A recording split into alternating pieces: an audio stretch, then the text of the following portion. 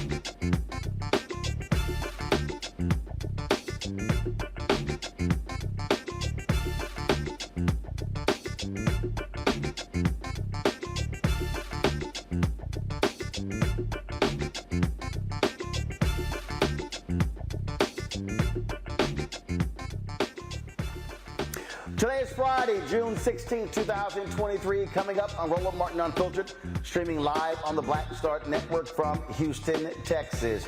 The Department of Justice drops a devastating report showing the abusive treatment African Americans and Latinos have received at the hands of Minneapolis police. Folks, we will talk with an executive with Noble about this report, and it is absolutely heinous action and essentially shows that police officers are acting as gang members there in Minneapolis. Also, on today's show, we'll talk about economic empowerment. We're here in Houston holding a Juneteenth Economic Freedom Summit tomorrow at the Power Center. We'll have a preview of that. And so we talk about really what the focus and the meaning of Juneteenth really should be for us in 2023. Also, on today's show, there was a sister, she went viral for singing Happy Birthday operatic style to Busta Rhymes, bringing him to tears. Nia Drummond will join us right here on Roland Martin Unfiltered. Also, Justin Pearson was re-elected to the Tennessee House last night. Well, it was the primary, the general election later this year, but he's a shoo-in to actually win. So we'll give the details of the election. And of course, in our Education Matters segment, we'll talk with the president of EmpowHER Institute, which gives 12 to 17-year-old girls the chance to become marine biologists. Folks, it is time to bring the funk on Roland Martin Unfiltered on the Black Star Network. Let's go. He's got whatever the best, he's on it. Whatever it is, he's got the scoop, the fact, the find. And when it breaks, he's right on time and it's rolling. Best believe he's knowing. Putting it down from sports to news to politics. With entertainment just for kicks, he's rolling. It's on go, roll, y'all. It's Roland Martin, rolling with Roland now. He's funk, he's fresh, he's real, the best, you know he's Roland Martin now.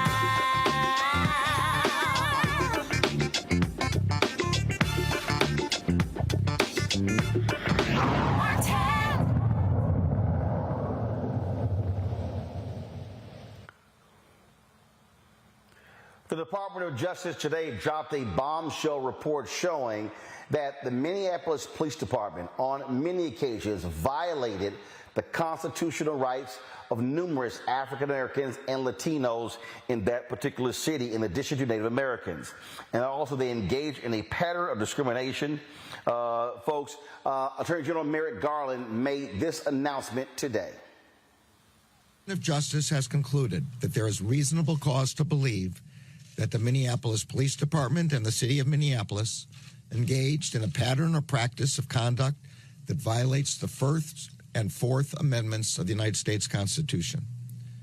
There is also reasonable cause to believe that they engage in conduct that violates Title VI of the Civil Rights Act of 1964, the Safe Streets Act, and the Americans with Disabilities Act. Specifically, we found that MPD and the City of Minneapolis engages in a pattern or practice of using excessive force, unlawfully discriminating against Black and Native American people in enforcement activities, violating the rights of people engaged in protected speech, and discriminating against people with behavioral disabilities and responding to them when responding to them in crisis. At the heart of many of the protests that unfolded in this city and across the nation was a call for constitutional, fair, and non-discriminatory policing and respect for people's civil rights. Today, we're here to take an important step toward answering that call and committing to the task of building out a core feature of American democracy, an effective, accountable police department that ensures respect for constitutional rights, garners public trust, and keeps people safe. I want to provide further details about the findings of our civil rights investigation that the Attorney General just announced.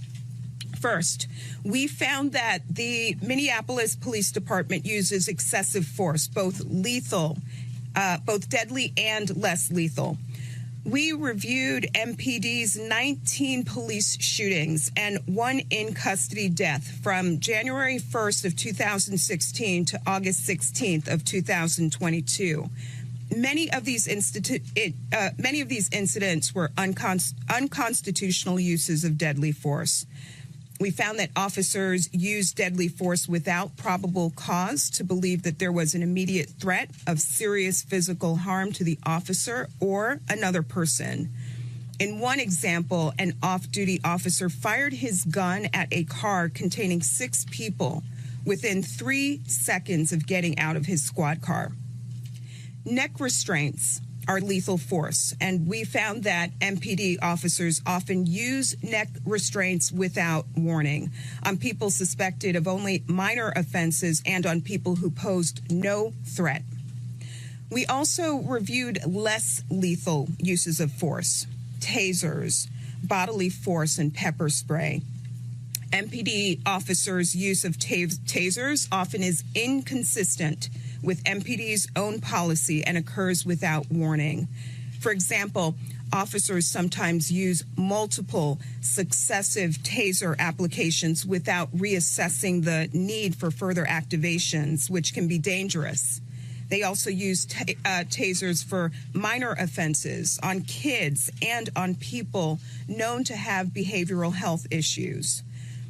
We found that MPD unconstitutionally uses bodily force and pepper spray against people who have committed minor offenses or no offense at all. In addition, we saw repeated instances of excessive force against kids without appropriate attempts to de-escalate the situation.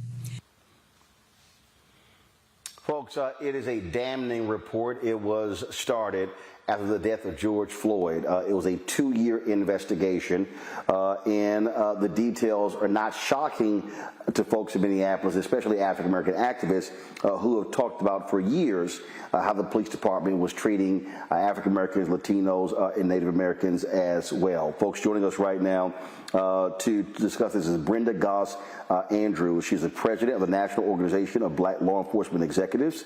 Also, Nakima Levy Armstrong. She's a civil rights attorney. We're also joined by Andre Locke, who is the father of Amir Locke, a young man who was shot and killed at the hands of police there. Glad to have all three of you here. Let me first start with you, Nakima. You're there in Minneapolis. You used to relieve the NAACP there. You got in the face of the mayor after a no-knock warrant shooting where they said things were going to change and things did not change. Absolutely. So we're here at a place in time where we think that federal intervention is long overdue. We're glad that the Department of Justice finally did the right thing by investigating the Minneapolis Police Department. But why did it take the murder of George Floyd for that to happen when for many years and many decades, Black folks have been saying the very same thing, crying out for justice, and our cries had fallen on deaf ears up until now. So we're glad that this investigation happened. We're glad that the city's going to be forced to enter into a consent decree. But there is still a bit of skepticism as to whether or not Minneapolis will step up and do the right thing, particularly by people of color and Black folks who live in this city. Andre, your reaction to this report from the DOJ? It's bittersweet, I can say.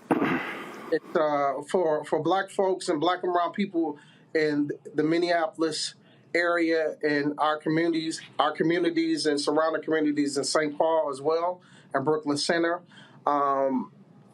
Our response is it's about time. It's about time because this is something that we've been singing for decades, for years.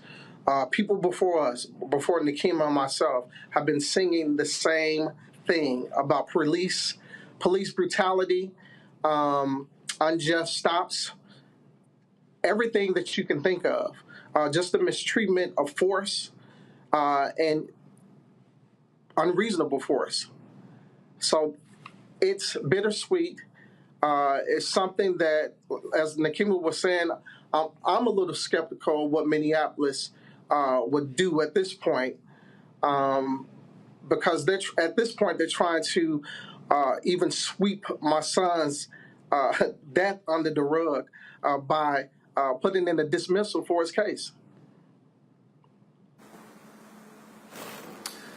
Brenda, how should police leaders, rank and file, react to this type of damning report? Well, first of all, to your caller just now, condolences on what happened to your son. Yes, this is a 92-page report. I haven't had an opportunity to read it all. I do applaud that it has happened, but I do understand their comments about the skepticism because this has gone on too long in our country. I spent 30 years on the Detroit Police Department. And I started off as a young officer on the street all the way up to a deputy chief.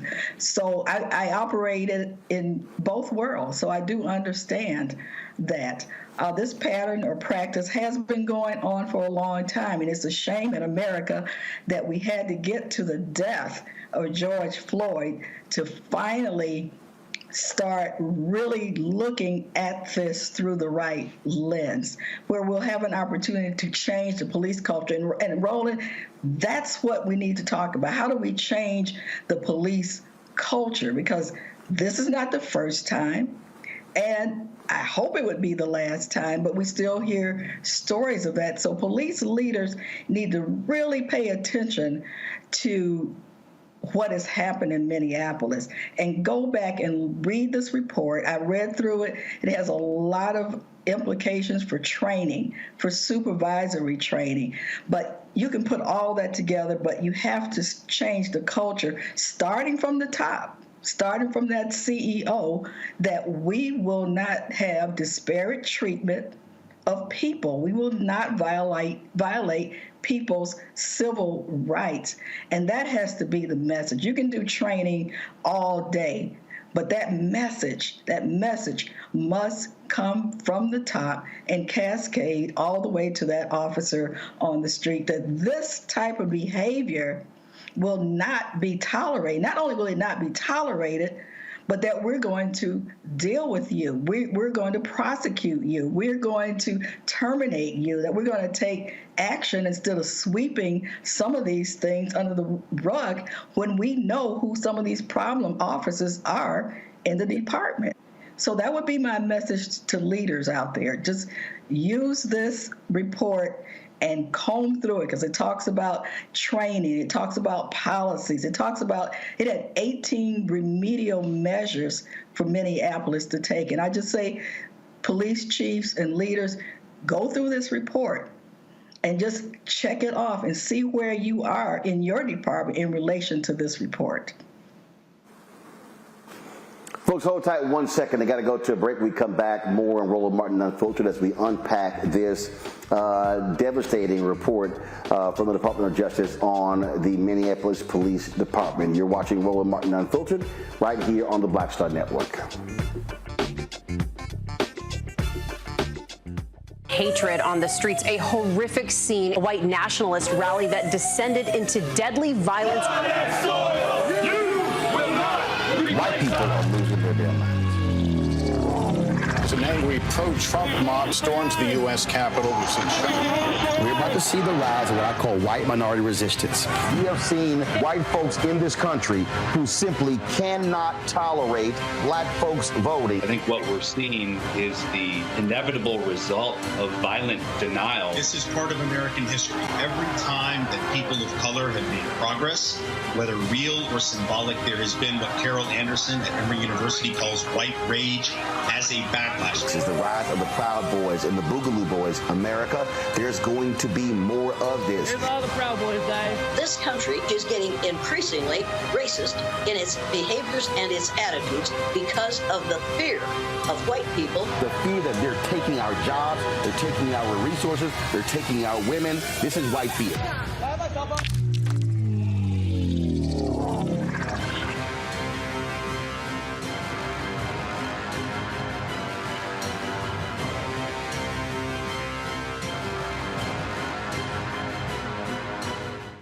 Black Star Network is here. Oh, no punch! I'm real revolutionary right now. Thank you for being the voice of Black America. All momentum we have now, we have to keep this going. The video looks phenomenal. See, there's a difference between Black Star Network and black-owned media and something like CNN. You can't be black-owned media and be scared. It's time to be smart. Bring your eyeballs home. You dig? Hey, it's John Murray, the executive producer of the new Sherry Shepherd Talk Show. You're watching Roland Martin Unfiltered.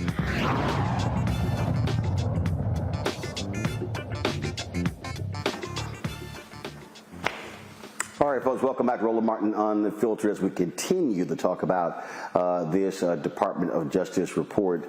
We lost Nakima and Amir Locke's dad, Andre, so we'll try to get them back in a bit. I do want to bring into this conversation as well, folks, my panelist today, Matt Manning, civil rights attorney. Matt, he is with us at Corpus Christi. Dr. Niambe Carter, associate professor, University of Maryland School of Public Policy out of D.C., and Jesse Hamilton McCoy, clinical professor of law, supervising attorney, the Duke Law Civil Justice Clinic out of Durham, North Carolina.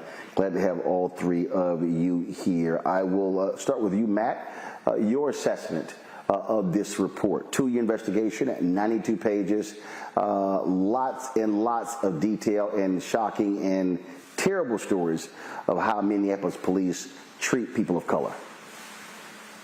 I do think it's a blockbuster from the little bit that I've read, but I'll tell you, Roland, I kind of have, I guess, muted excitement about this or happiness about this, because at the end of the day, if it does not correlate to people being able to individually vindicate their constitutional rights, then we're not making the biggest progress that we need to make. Every day I file lawsuits or prosecute lawsuits for people whose constitutional rights have been violated.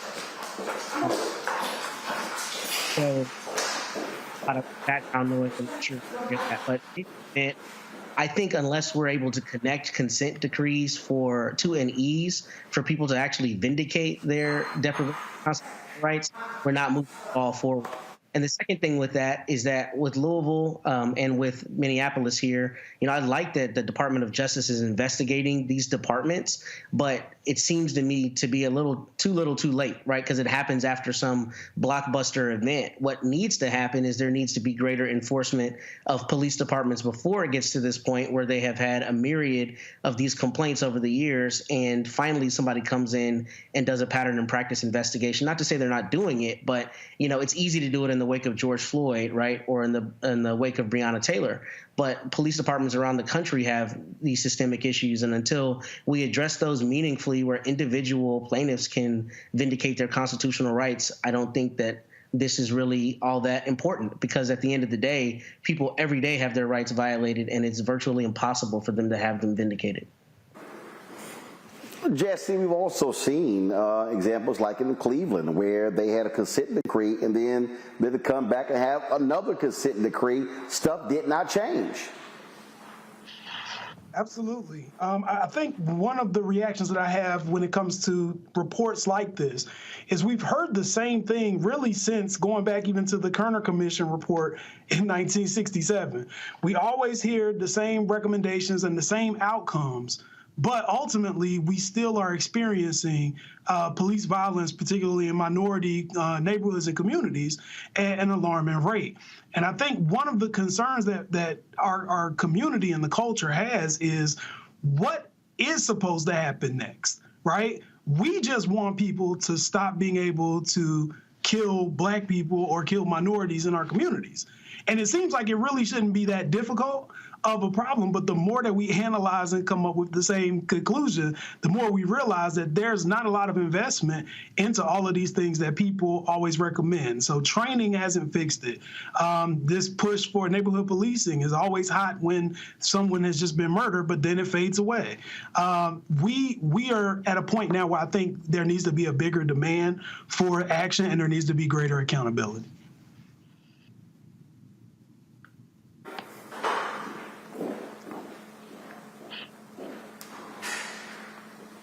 Niambi?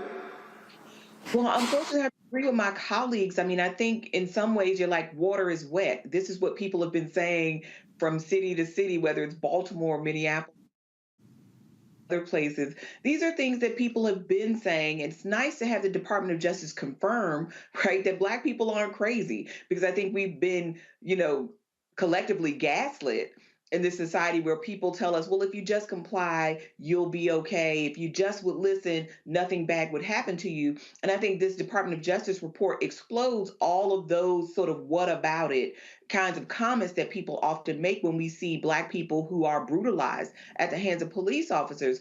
But I am, reserving judgment here, because in some ways, it feels too little too late, because everything from the training and all of this other stuff that was supposed to ameliorate this kind of negative policing hasn't. I think the earlier statement about police culture is something that we have to think about. Who are the people who become our police officers? What kind of requirements do we have for police officers? What kind of mental supports and other things are we giving them? Now, we can't, sort of counsel away or train away the racism that we see here. And so there has to be a willingness to root out those officers, particularly those who are known to be a problem, because one of the things that I think we've seen over and over again, it's never just an isolated incident. It's never a single officer doing a single bad act. It's people who've had a history of being abusive to the public that they're supposed to serve. And then when something really spectacular happens, then there's all of this attention. But very rarely does it ever end with an officer losing their job or losing their freedom. So I think we have to think more critically about the next steps, because none of these things by themselves are going to remedy the larger issue, which is Black people being brutalized and killed at the hands of these police departments. And it's not just white officers. And I think that's another thing that needs to be emphasized here. But it's still, again, something about the culture of policing is rotten in this country, and we have to talk about what that is. And this might be one step in that direction. Brenda, here's what is also troubling. If you're in Minneapolis, how in the hell you didn't know these things? Why do you need the Department of Justice to come in to validate this? This, to me, is an indictment on city leadership and the police department that they didn't know these things. And if they did, they've been covering it up. Well, I would say, both things. In a police department, you know or should know who your problem officers are. Now, whether you take action or not is another thing. So this came to the boiling point, unfortunately, with the death of George Floyd that required federal intervention. I don't want to say it's too little, too late. Certainly, we would have liked this to happen sooner. We would have liked all of this to happen with many of our other black males that have been killed. But I want to be optimistic that at this point that we can move forward. And I want to make one other point. I agree with some of the things Dr. Carter said as well. But we need civilian oversight. We need civilians to stay engaged and stay involved. A lot of times, we get involved when something happens, but we have to stay engaged and involved every day. As citizens, you have a right to know what your police department is doing. Each department is handled differently. I know here in Detroit, we have a civilian oversight. Demand, if your department doesn't have it, see why they don't have a civilian oversight board or a committee or citizens involved in a proactive way on your police department. So that would be a takeaway recommendation I would have for any community. Citizens should be involved in some aspect of hiring and recruiting. And I did hiring and recruiting for Detroit Police, and I brought citizens in to kind of be involved in some of those aspects of recruiting and hiring. So even though this report might not cover everything, I think it's a good model for all police departments. I think I said that earlier, but we have to have the community involved. And a lot of times, like I said, Roland, we get involved when something's hot, and then when it cools off, we're not as involved. We're not as vocal. So we need to be vocal every day. You need to go to the court. I remember we court watchers. I don't know if anybody's even doing that anymore. And go down and see what the judges are doing. What kind of punishments are they meting out? Is it disparate treatment even in their sentencing, or is it something else? So as citizens, we have to be vigilant all the time, every day, especially in the black community. Indeed. Brenda Goss-Andrews with NOVA, we surely appreciate it. Thank you so very much for joining us. Thank you for having me again, Roland. Folks, hold tight 1 second. Going to a break. We'll be back right here on Roland Martin Unfiltered on the Black Star Network. Thank you. When you talk about blackness and what happens in black culture, we're about covering these things that matter to us, speaking to our issues and concerns. This is a genuine people-powered movement. There's a lot of stuff that we're not getting. You get it, and you spread the word. We wish to plead our own cause. Too long have others spoken for us. We cannot tell our own story if we can't pay for it. This is about covering us. Invest in black-owned media. Your dollars matter. We don't have to keep asking them to cover our stuff. So please support us in what we do, folks. We want to hit 2,000 people, $50 this month, raise $100,000. We're behind 100,000, so we want to hit that. Y'all money makes this possible. Checks and money orders go to P.O. Box 57196, Washington, D.C. 20037-0196. The Cash App is $RM Unfiltered. PayPal is R Martin Unfiltered.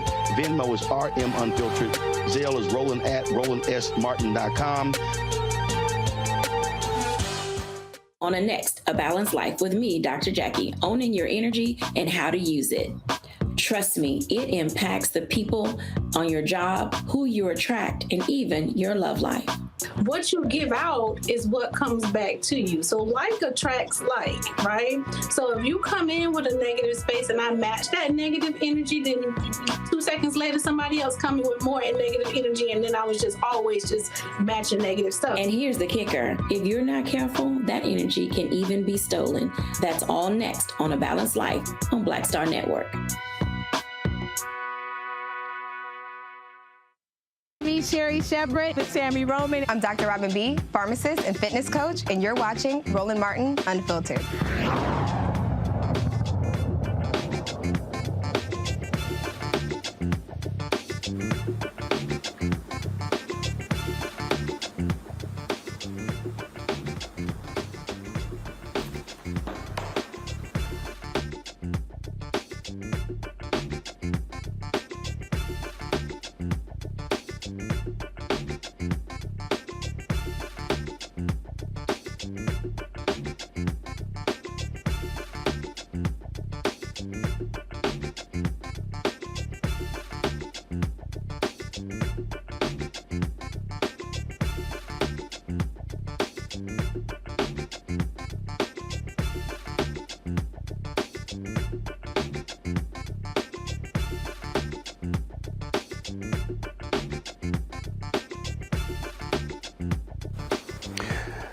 All right, folks, the NBA has brought the hammer down on Memphis Grizzlies guard JA Morant, suspending him without pay for 25 games beginning next season. Now, remember, he previously was suspended for several games. He issued an apology. He met with the commissioner, but then this was after, of course, he was on video on Instagram Live in a strip club brandishing a gun. Then, of course, after apologized the second time, he was in a car with a friend blasting hip-hop music, and he flashed a gun again. The NBA waited until the NBA finals were over before they would actually take any action. NBA Commissioner Adam Silver said this is about Morant's suspension. JA Morant's decision to once again wield a firearm on social media is alarming and disconcerting, given his similar conduct in March, for which he was already suspended 8 games. The potential for other young people to emulate JA's conduct is particularly concerning. Under these circumstances, we believe a suspension of 25 games is appropriate and makes clear that engaging in reckless and irresponsible behavior with guns would not be tolerated. Now, the NBA said that Morant would also have to adhere to certain conditions before being reinstated. As I said, it's the second time he has been suspended in the last 3 months for showing a firearm on social media. Now, the NBA Players Association, they have also responded to this as well. And so this here is a statement from the executive director of their union. And it's a very strong one. And as you expect, they are defending or raising questions about due process in the NBA. And this is one of the issues that immediately jumps out. Let me go ahead and read to you this statement. Again, this is the statement that is from the head of the players union. So you see it there on the screen, folks. You see her statement. I'm going to read this for you. She says, quote, and this, of course, is Tamika Tremaglio. She says, Ja has expressed his remorse and accepted responsibility for his actions, and we support him unequivocally as he does whatever is necessary to represent himself, our players, and our league in the best possible light. As to the discipline imposed, which keeps him off the court until December and requires some unstated conditions to be met before he can return, we believe it is excessive and inappropriate for a number of reasons, including the facts involved in this particular incident, and that it is not fair and consistent with past discipline in our league. We will explore with Ja all options and next steps. All right, let's get to it in our panel. Matt, look, you're a civil rights attorney. Your perspective on this is a lot of leeway the commissioner is given to make these decisions. And you have the players union who is saying, hey, was this even fair process to suspend him?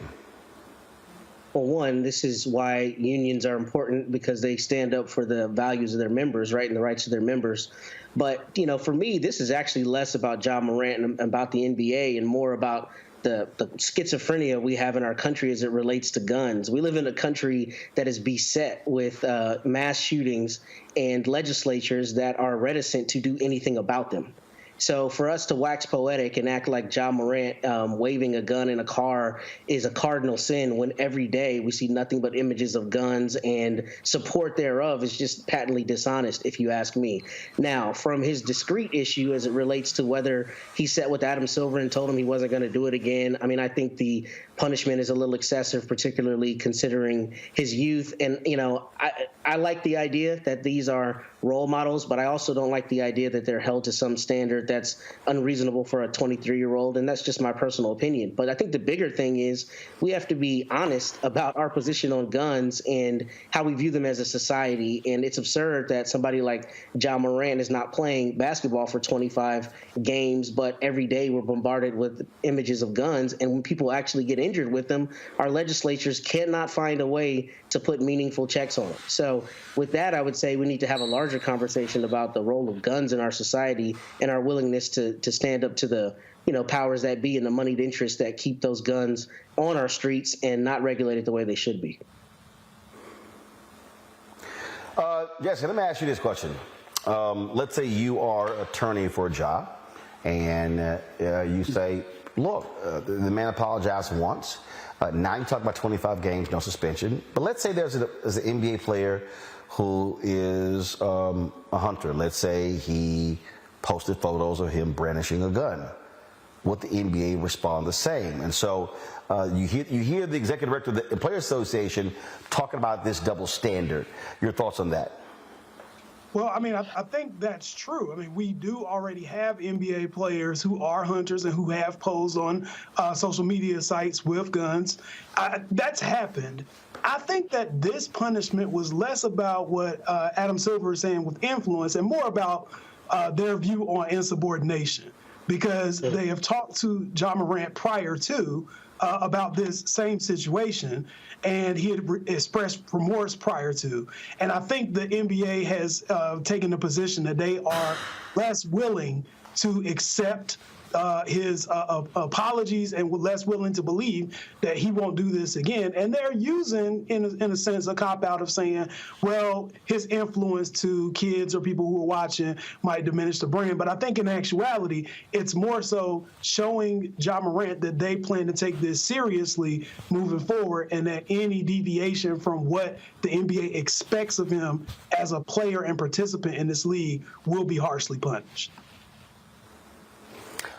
Is it, I mean, look, you hear the executive director say there, Niambi, these unwritten acts that he is going to have to perform to be reinstated.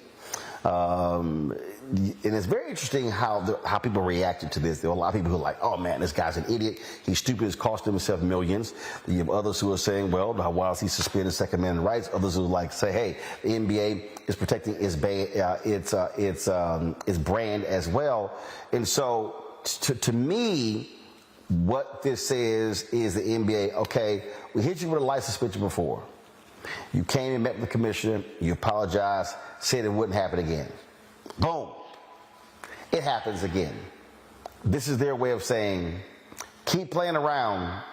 You're going to see how serious we are about impacting your money. And keep in mind, he keeps this up, not only losing NBA job, losing endorsements, all sorts of things. Absolutely. And listen, I agree that this is about the NBA flexing its muscle and showing these players who's boss, so to speak. But this is also one of those conversations we need to have, because I agree with my panelists. All of these other things are playing in the background, and multiple things can be true at the same time. But this is what happens when you give 23-year-olds whose brains aren't even fully formed millions of dollars and then expect them to exercise the judgment of fully formed adults. So they look grown, right? They're big people. They play this game that entertains us. They make lots of money, but they're not grown-ups. I work with young people all day. And the decisions that they make sometimes leaves me scratching my head. This is how I know this young person is not a full-grown man. Now, I do think this is one of those sort of grow-up time moments for JA Morant. I think we have to consider what choices come next, because working in the NBA is a privilege. The NBA is not like other institutions where you might work and the protections might look the same as if you were in a different kind of employment space.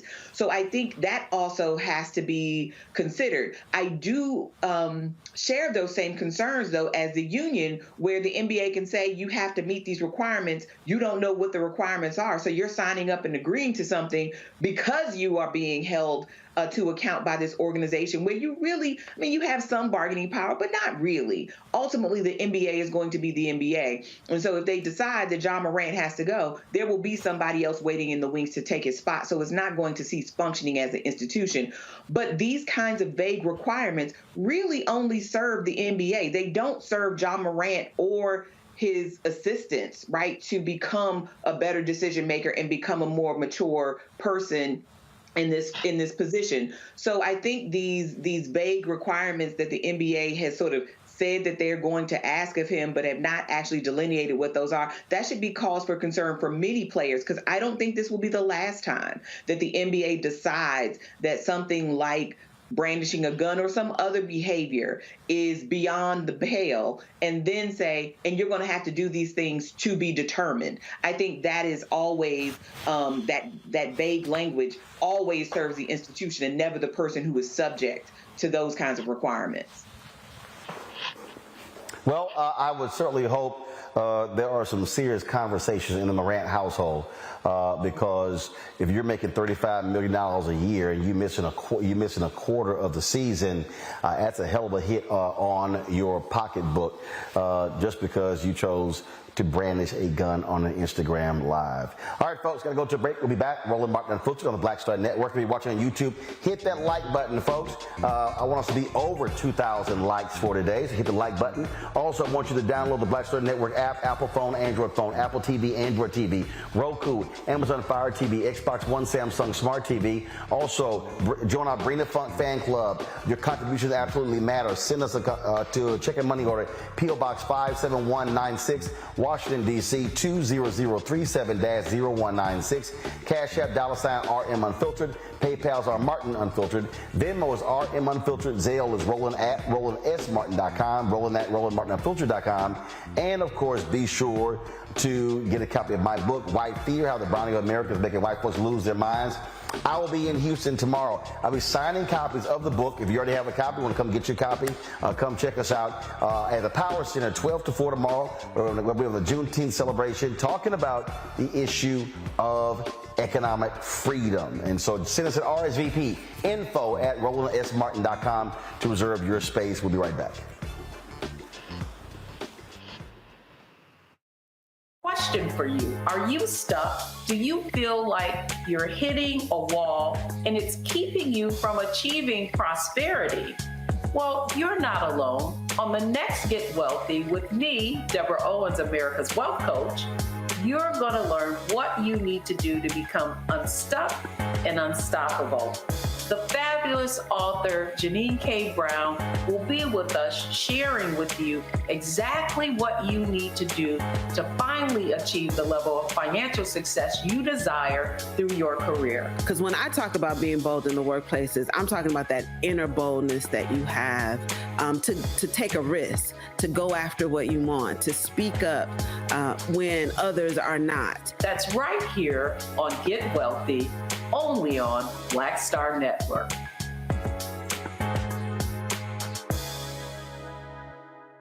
Up next on The Frequency with me, Dee Barnes. She's known as the Angela Davis of hip hop. Monet Smith, better known as Medusa, the gangsta goddess, the undisputed queen of West Coast underground hip hop. Pop locking is really what indoctrinated me in hip hop.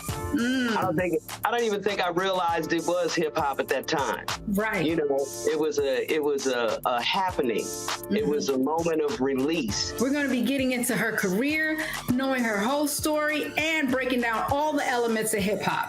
This week on The Frequency, only on the Black Star Network. Hi, I'm Jo Marie Payton, voice of Sugar Mama on Disney's Louder and Prouder Disney Plus, and I'm with Roland Martin on Unfiltered.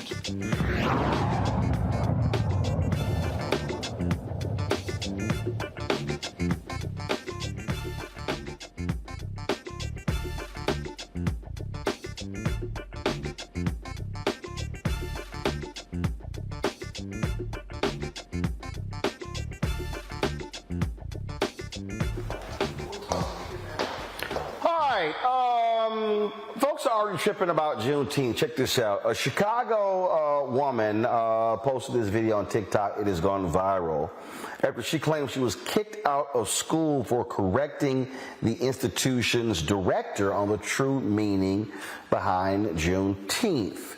All right, so listen to the video she posted. So today, I got kicked out of school because the director at my school didn't like the feedback that I had for her about something that she said in class. So I go to school right now for aesthetics. I was practicing to be an esthetician. Now, at my school on Monday and Wednesdays, we have this thing called morning meetings where we basically just talk about what's going to happen for the day, the next few days, and we celebrate people that's graduating and all of that type of stuff. Now, the director at my school had an announcement for us, and she said that Monday we will be celebrating Juneteenth, but instead of celebrating it for what it's for, we're going to celebrate it as a diverse day, make it a diverse holiday. And I immediately got turned off by that because it's Juneteenth, right? So after the morning meeting was over, I went up to the director and I asked to speak to her in private. We went into her office and I basically explained to her, I'm like, the way you worded it at the morning meeting today, I didn't like how you said it because Juneteenth isn't a diverse holiday. It's not a diverse holiday. It's not where we celebrate diversity. We celebrate African American independence. And she was basically telling me you need to mind your business because you don't know what I have planned for Monday. We're a diverse school, therefore we're going to celebrate this holiday as a diverse day. And I was immediately turned off because that's not what Juneteenth is about, right? So after that, I went back into the classroom and some of my classmates were asking me what did she say, because we were all in agreement that that's not what Juneteenth isn't about. We don't celebrate Cinco de Mayo as diversity. We don't celebrate Haitian Flag Day as diversity. We don't celebrate Indigenous People Day as diversity, So I felt why would you take our holiday and try to make it something that it's not? So while I was in the class, we were all talking about, just basically what had happened at the morning meeting. The director storms in after me, and she's like, you need to come here. And I just asked her, I said, you want me to go home, don't you? She was like, yeah, get your stuff and leave. You will be suspended. And I'm like, suspended? Suspended for what? And she's like, yeah, so now you need to leave my campus before I call the police. So after that, we got into an argument because I had to tell her it wasn't even that deep. It's not that deep. Why are you making it this whole thing? So we got into an argument in front of all of the students in my class. She completely humiliated me, told everybody that she was suspending me and that I had to go home. You're not supposed to, first of all, you're not supposed to tell my personal business to other students. That's number one. Second of all, you're mad because I had an opinion about what you had to say. I did the right thing and I pulled you to the side and told you, I don't think that's what we should be celebrating it as. So after that whole argument, she's like, yeah, now you need to leave my building and instead of being suspended, you'll be expelled. I'm like, expelled for what? So we get into another argument as I'm leaving the door because I'm like, you're dead wrong. Your feelings are hurt. You didn't like what I had to say. And now you want to expel me and still try to make me pay for a school that I didn't fully get to attend? That's not right. So as I'm leaving the building, before I left, I wanted to explain to my teacher, she's not going to be letting me back, what had happened. I wanted to talk to my teacher, one of the cool teachers, right? So she's like trying to grab me by my book bag. She's pulling on me, get out of my building, get out of my building. And I'm like, just wait, let me talk to my teacher, because I want to talk to my teacher before I leave. Like, you doing all of this for no reason. We get in front of the clients, because at my school we take clients. It's a beauty school, so we perform services on clients. She told the clients, yeah, I'm trying to remove this racist out of my building. She won't leave. She's a racist. I'm racist because I said Juneteenth isn't a diverse holiday. So now I'm the racist, right? In this situation, I'm the racist. Her feelings are hurt. I'm a racist, and she wants me to leave. After like a minute of me trying to find my professor, I could not find her. So you know what, I'm like, yeah, I'm gonna leave. But as I'm walking back to the front, she's on the phone with the police. She told the police I tried to attack her and that I wouldn't leave the building. No, hold on. Let's take this back. There's multiple people sitting in this lobby. There was multiple people in my classroom. Not once did I try to attack you. There's cameras in this building which show I did not try to attack you. I wasn't being violent or nothing like that. She called the police on me, said I tried to attack her. All of this because she didn't like that I didn't like that Juneteenth shouldn't be celebrated as a diverse holiday. So yeah, right now, I left, I'm gone. I left the review in the comments because I don't feel like that's right. Students of color, we can't express our feelings without directors at the school feeling like it's an attack on them, or everything has to be an attack on everybody when it comes down to Black people and African Americans in America. So yeah, that's just an update. All right, the woman, the TikToker Go K, again, she was studying at Tricoci University. That's TRICOCI, and that is absolutely nuts, if you will. Nyambi, see, this is the thing right here. First of all, she's right. Juneteenth is not a diverse holiday. What I mean by that is, it does not mean that non-Black people cannot commemorate Juneteenth. But you damn well better make sure that the focus on Juneteenth is the focus, and then not try to create some new idea what Juneteenth should be about. Well, absolutely, Roland. I think this young lady was exactly right in telling her, like, hold on a second. This is about Black people achieving freedom. This isn't just some holiday. I mean, you know, she used the example of Cinco de Mayo, but Cinco de Mayo at this point is commercial, and it's not even really about Mexican people. But to her point, we identify that holiday with a group of people in the same way. Juneteenth is a national holiday that commemorates the freedom of Black people who were enslaved in this country. That cannot be missed because some people are uncomfortable, right, acknowledging what this is about. And ultimately would probably, if we believe the story as this woman has suggested, what probably drove this director crazy was the fact that this young person corrected her and was not okay with sort of going along to get along. Because ultimately this diverse holiday of trying to redesignate this holiday, which was born out of, you know, the events of 2020 and the unfortunate demise of George Floyd, which we all were traumatized and witnessed, and the protests thereafter, that we will not then say that this does not have anything to do with Black people. Decentering Black people and decentering Blackness is about other people's comfort. And we cannot allow that be the rubric or the measure by which we celebrate and revere our ancestors and all those who fought for that freedom, because somebody wants to call it a diverse holiday, as if we're supposed to be satisfied with that. And I think this young woman would do well to find another educational institution that respects her and other students like her. And that right there, Matt, is the thing for me that I keep saying. We need to be very vigilant and not letting these folks try to redefine what Juneteenth is and turn it into simply another day for people to sell some stuff.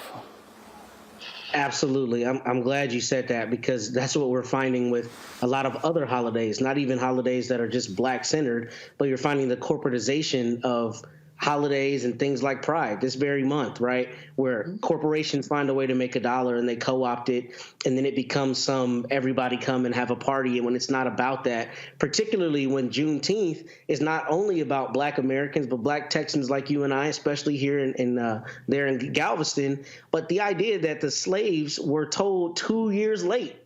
I mean, Juneteenth is not about anybody else. And beyond that, it's not just a happy holiday. We should definitely celebrate emancipation, but we should also say this is emblematic of exactly what we've endured since we've been here.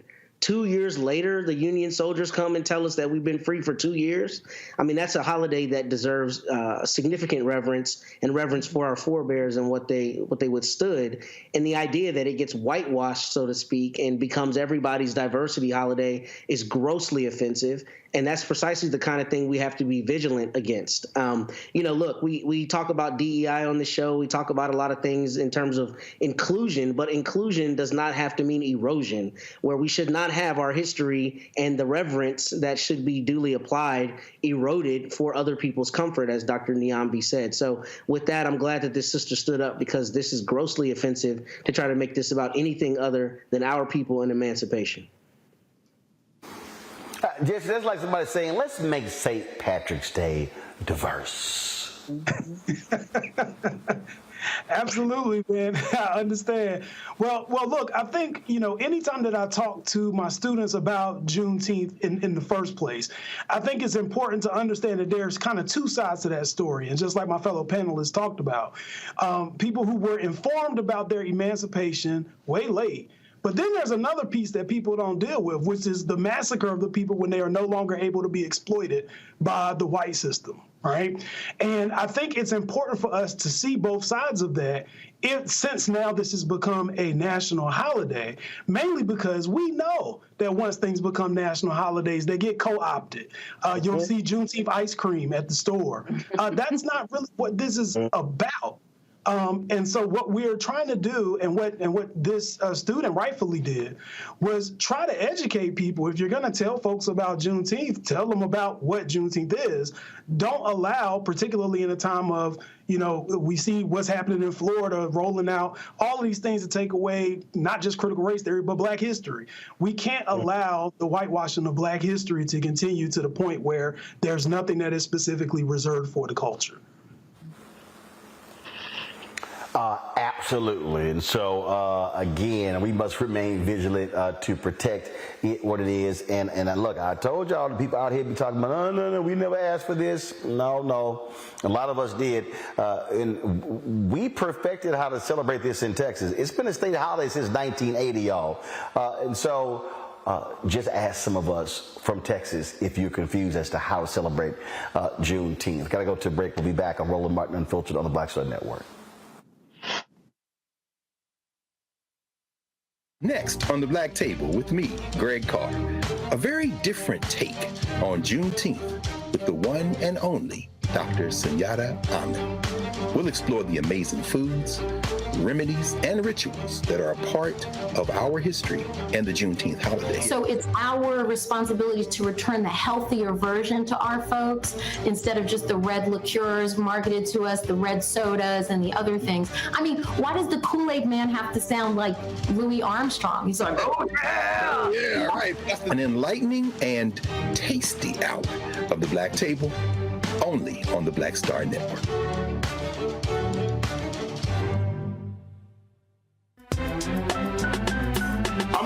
Muhammad, live from LA. And this is The Culture. The Culture is a two-way conversation. You and me. We talk about the stories, politics, the good, the bad, and the downright ugly. So join our community every day at 3 p.m. Eastern and let your voice be heard. Hey, we're all in this together. So let's talk about it and see what kind of trouble we can get into. It's The Culture. Weekdays at 3, only on the Black Star Network. Hatred on the streets, a horrific scene, a white nationalist rally that descended into deadly violence. White people are losing their damn minds.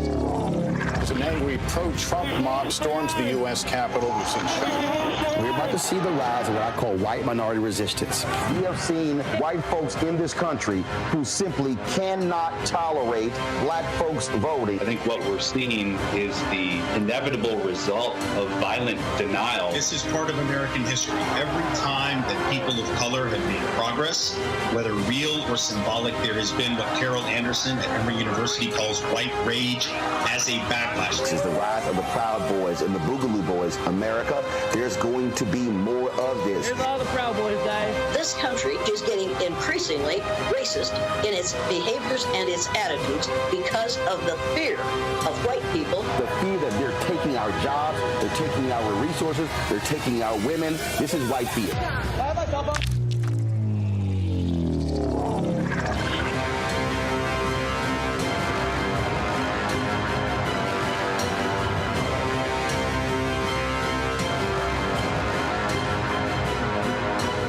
When you talk about blackness and what happens in black culture, we're about covering these things that matter to us, speaking to our issues and concerns. This is a genuine people-powered movement. There's a lot of stuff that we're not getting. You get it, and you spread the word. We wish to plead our own cause.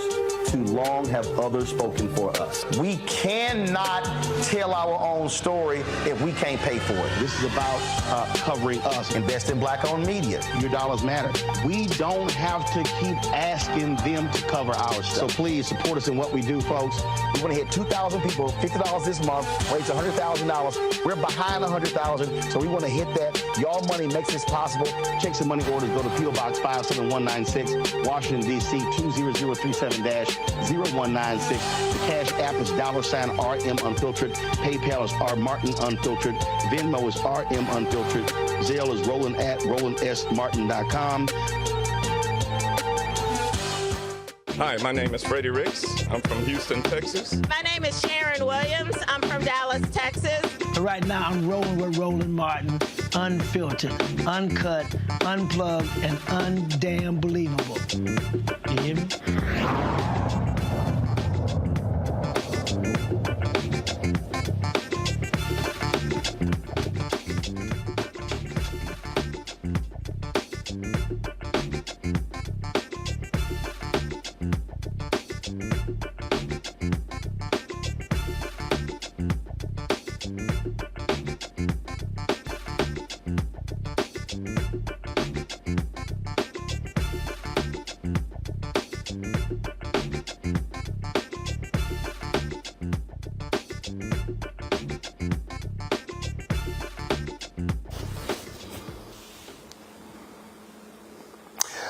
Welcome back to Roland Martin Unfiltered on the Black Star Network. A couple of weeks ago, I came across this video on social media. I posted the video on my Instagram page, got a crazy amount of response, sent it to folks like Tamron Hall, my good buddy Slodette O'Brien, and others. And it was of a sister who came across Busta Rhymes, and she said, you know what, I want to sing happy birthday to you. Well, he probably was just thinking, all right, she just gonna say happy birthday, you know, traditional happy birthday. Yet she went non-traditional. Check this out. Watch me sing happy birthday to Busta Rhymes. Now, is this the full one? Oh my God, yes, it's all yes. Okay, you gonna get surprised. In real life. In real time.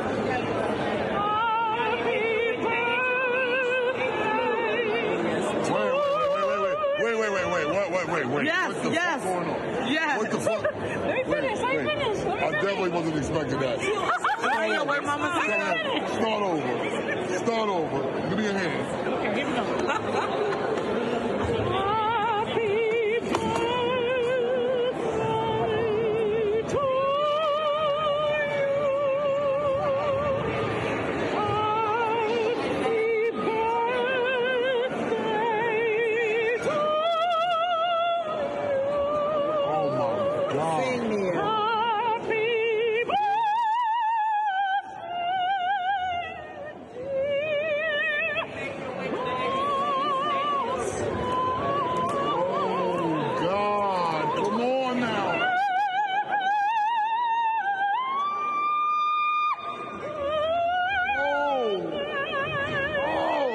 Oh, true. Yes, Nia. Oh, God. Yes, Nia. That's my friend. Oh, yes, Nia. Shit. Oh, shit. Why the fuck you do that to me? Why you do that? Why? You a fucking mess. You a fucking mess. A mess. Yes, Nia. Stop. No. Don't do that. Don't do that. Stop. Let it bless you, boss. Yes, Let it bless you. Happy birthday. Okay? Okay? Don't do that.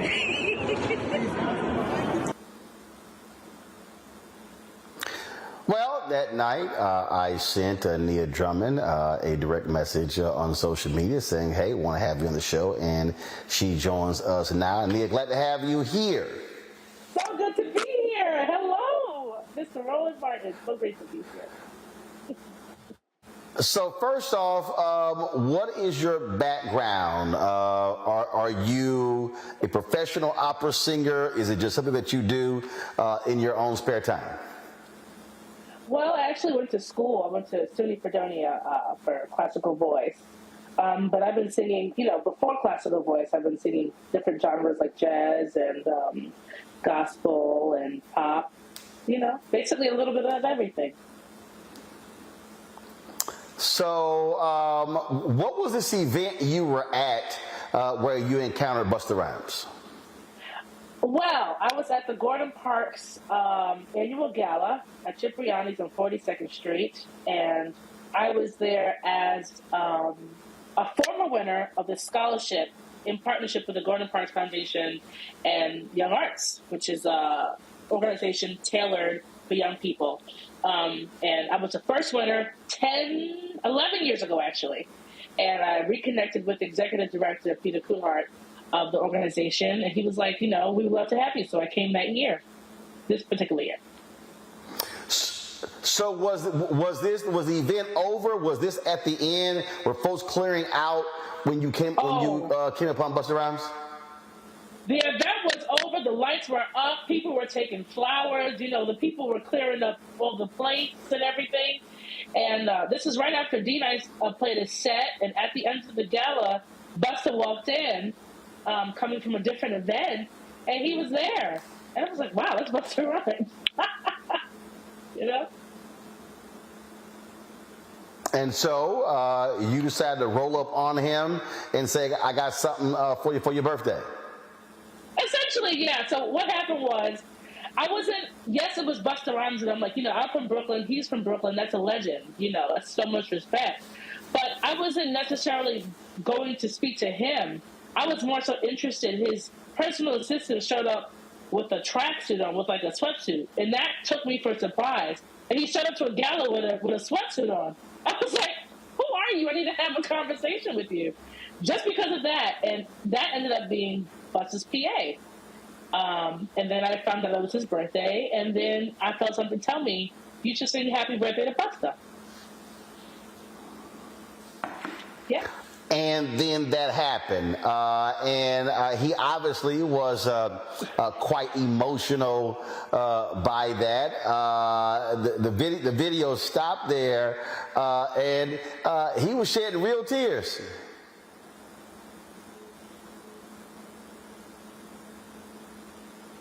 Looks like Nia is frozen there. Y'all let me know when we get her back. So we could continue our conversation. Certainly, a lot has changed for her. She has been on the Tamron Hall show. She has done interviews all over the place. And so that's what happens when viral moments are captured like that. Hundreds of thousands of views of that particular video on all social media platforms. TikTok, Snapchat, it's been on Instagram, Facebook, Twitter, it's been all over the place. And so Nia Drummond definitely has been getting lots and lots and lots of attention for that particular video. Do we have her back? All right. So, again, Nia, are you there? I am here. I'm sorry, my call failed. You know, the devil is on the service. I don't know what's going on. It's all good. It's all good. And I said he was quite emotional. Those were real tears he was shedding. And that's the thing for me. My eyes were closed. I tend to sing with my eyes closed, and I didn't see him cry while I was singing because my eyes were closed. But I know for a fact that he was extremely emotionally overwhelmed, especially after the fact. So so how has your life changed since this went viral? It has changed tremendously. You know, I've been singing for a very long time, and I've done a lot of things that I thought were big, you know, career-wise, but this really, and it's so random. But this has really opened up the floodgates for so many things. I've gotten so many calls, and so many people, you know, regular people have been really appreciative, especially as a Black woman that sings classically. You don't see that every day. And the fact that people are appreciating that is really beautiful, and it touches me. You know, it makes me not want to stop what I'm doing. So between that and doing collaborations that I can't talk about yet, but things are happening. So some business has transpired as a result of this, huh? A few things. I can't talk about it yet. Some collaborations, and I know from this birthed me, you know, giving me the unction to really focus on my solo project. I can't talk about that yet, but that's going to be happening soon. Cool. Hold tight 1 second. I got to go to a break here. We come back. I'm sure my panel has some questions for you as well. Folks, we're chatting with Nia Drummond. She is the operatic singer or classically trained singer who showed some love to Busta Rhymes by singing Happy Birthday that, of course, went viral and exploded all across the country. And we'll chat with her when we come back. You're watching Roland Martin Unfiltered right here on the Black Star Network. On the next, A Balanced Life with me, Dr. Jackie, owning your energy and how to use it. Trust me, it impacts the people on your job, who you attract, and even your love life. What you give out is what comes back to you. So like attracts like, right? So if you come in with a negative space and I match that negative energy, then 2 seconds later, somebody else coming with more negative energy, and then I was just always just matching negative stuff. And here's the kicker. If you're not careful, that energy can even be stolen. That's all next on A Balanced Life on Black Star Network. Question for you. Are you stuck? Do you feel like you're hitting a wall and it's keeping you from achieving prosperity? Well, you're not alone. On the next Get Wealthy with me, Deborah Owens, America's Wealth Coach, you're going to learn what you need to do to become unstuck and unstoppable.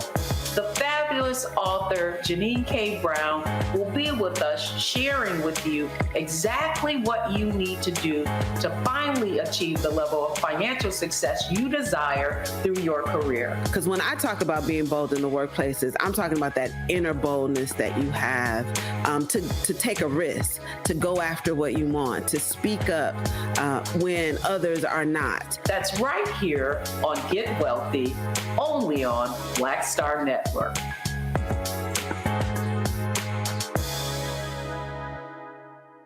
Hello, I'm Marissa Mitchell, a news anchor at Fox 5 DC. Hey, what's up? It's Tammy Roman, and you are watching Roland Martin Unfiltered.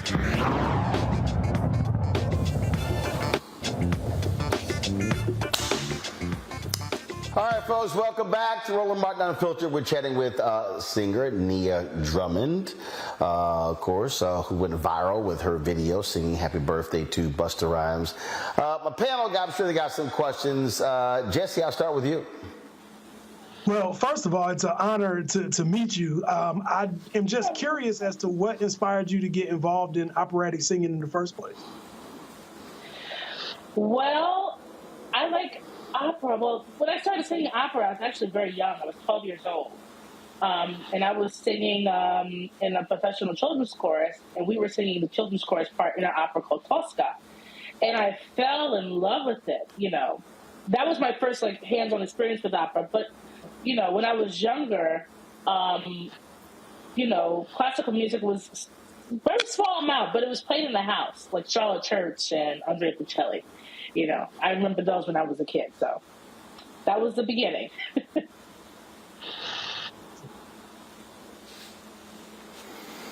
Niambi. Well, I would say the same. I mean, I think like a lot of people, I watched that and experienced the joy and the happiness and the beauty of your singing in that moment. So thank you for providing that in this time, because I think it's much needed. But how have you been coping with going from a relatively private person to now this very public person? How has that been? It's been a little overwhelming. It's been exciting because, you know, as an entertainer, this is the goal. This is the dream, to be able to be, you know, seen and for your gift to be appreciated. But yes, it can be a little overwhelming, and it's a big responsibility now, you know, to be able to connect with so many people at one time. You know? That's a lot. I am sure.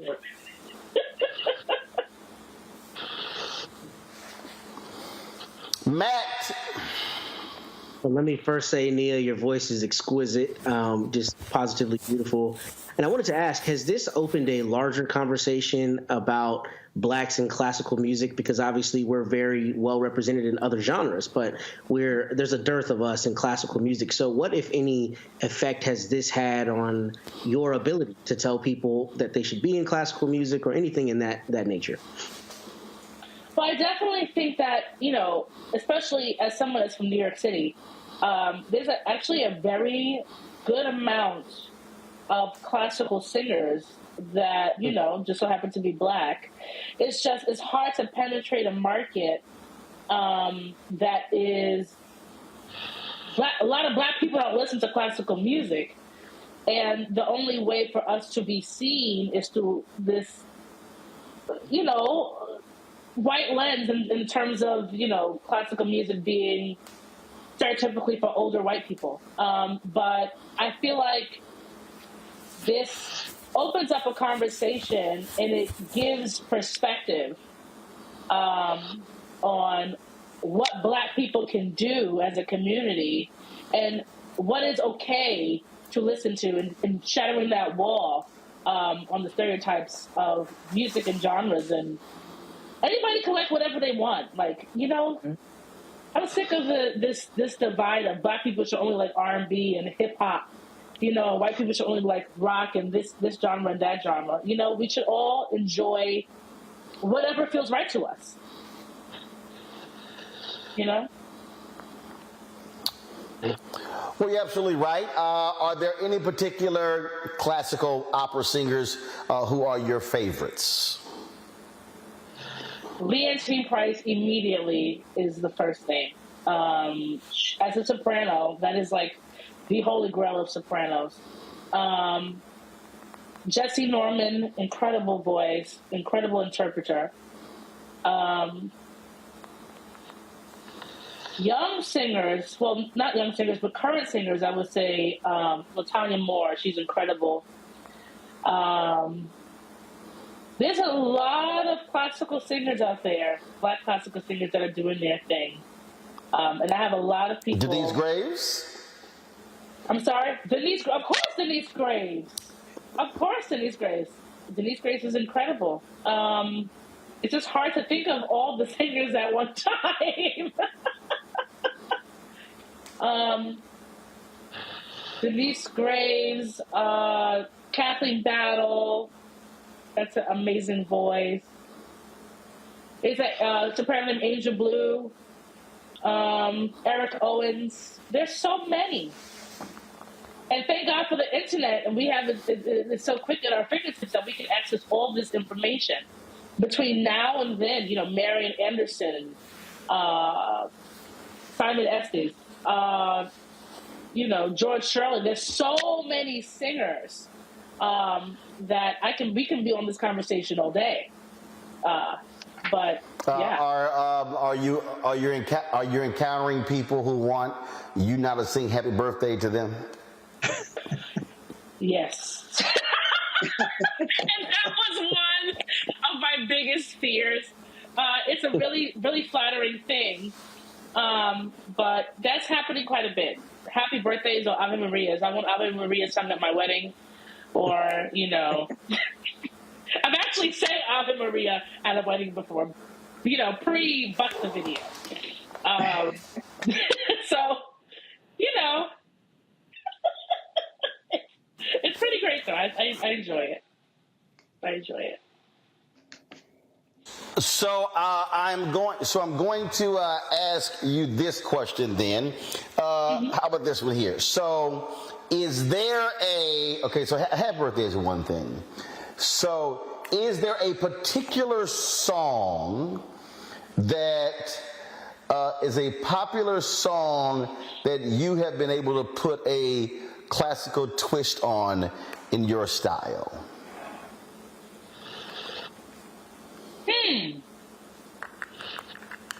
Popular song, do you mean like a current song? Or do you mean just popular in general? A song? No, I mean, it doesn't matter. But let's just say there's a popular song that, you know, a lot of us know, but, you know, when you sing it in your classical style. One of my favorite songs of all time is like for instance, is there? Say it again. One of my favorite songs of all time is "Summer Over the Rainbow." Got it. So, like, is there an Anita Baker, a Patti LaBelle? Is there a Mays? Is there a Luther Vandross song? Is there a Dionne Warwick song? Is there a song that again that we know but that you? There's a Dionne Warwick. I don't know if this will count though. I don't know if many people know this song. There's a Dionne Warwick song called "Alfie" that I love.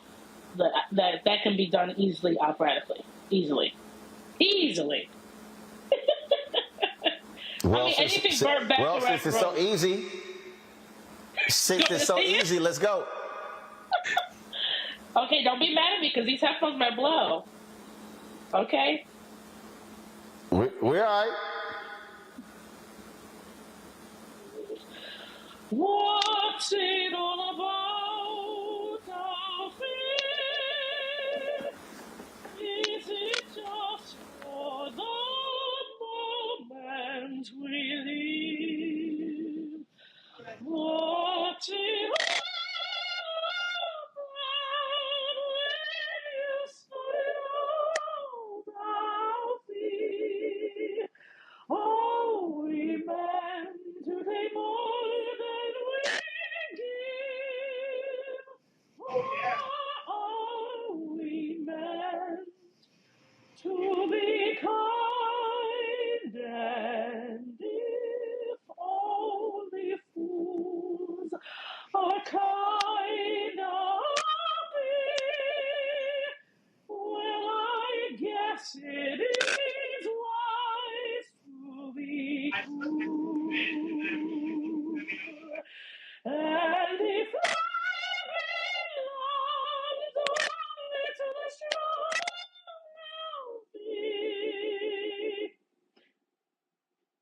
I forgot the rest of the song. What will you let alone as sure as I believe? There's always I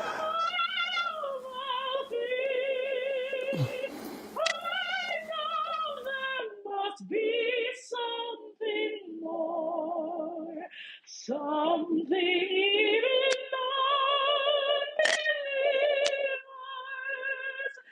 can't believe in. I believe in love.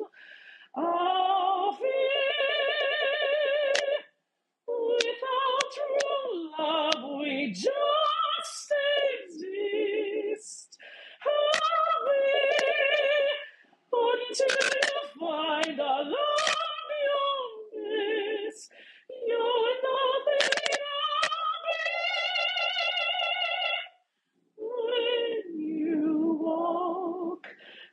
let your heart lead away, and you'll find love every day. I'll be. I think that's it. I'll be.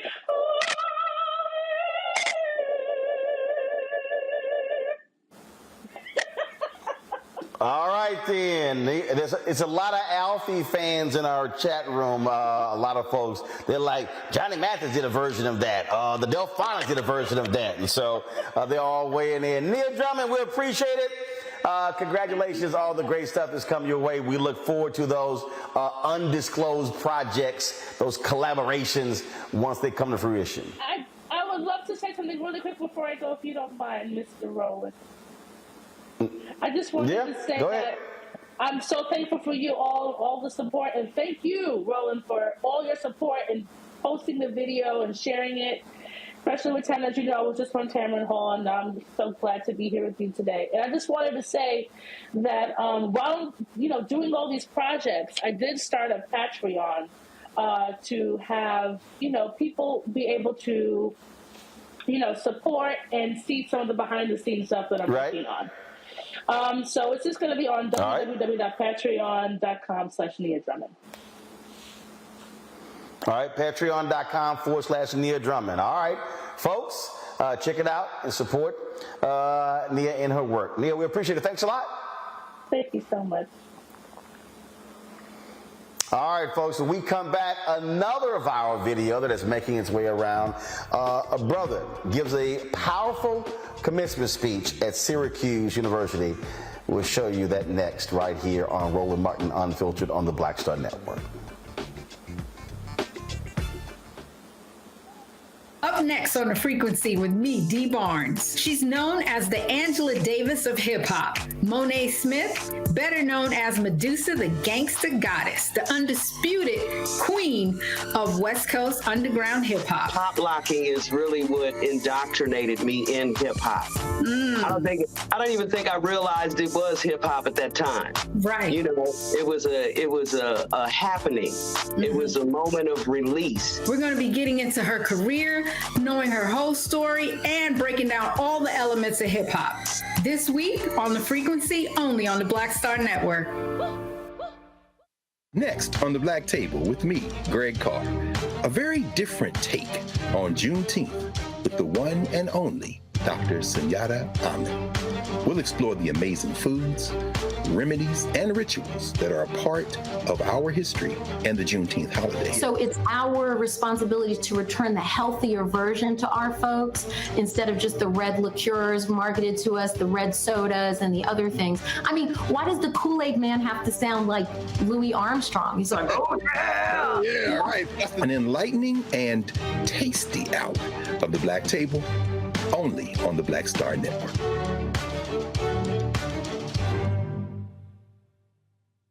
Hello, we're the Critter Fixers. I'm Dr. Bernard Hodges. And I'm Dr. Terrence Ferguson. And you're tuned in to Roland Martin Unfiltered.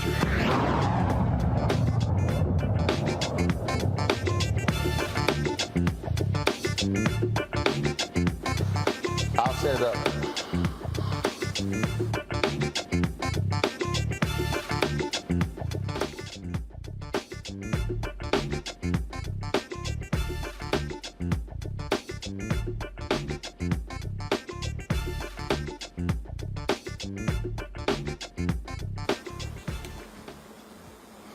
Folks, we've been in commencement season for the past month, and there have been a lot of speeches we've heard about, some critical, some others that have ticked folks off. But there's a speech by Jordan Pierre, graduate of Syracuse University, that is getting rave reviews from folks all across the country. And in a moment, we're going to have his video. We don't have a video ready yet. All right, so again, his name is Jordan Pierre, and he is, yes, a member of the greatest fraternity of all, Alpha Phi Alpha Fraternity Incorporated. Again, I came across this video, and so many people have been sharing this video saying, man, you gotta check this out, you gotta watch this video. And so we wanna share it with you, and let's do that right now. Here's Jordan Pierre at Syracuse University Commencement.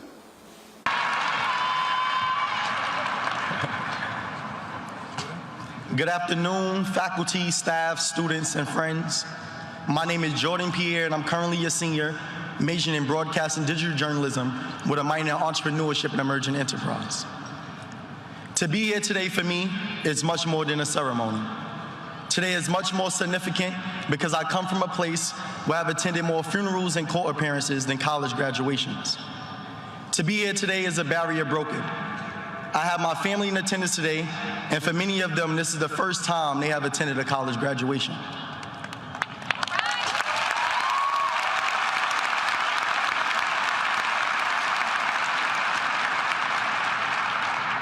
Earning the opportunity to walk across this stage required much more than just passing classes.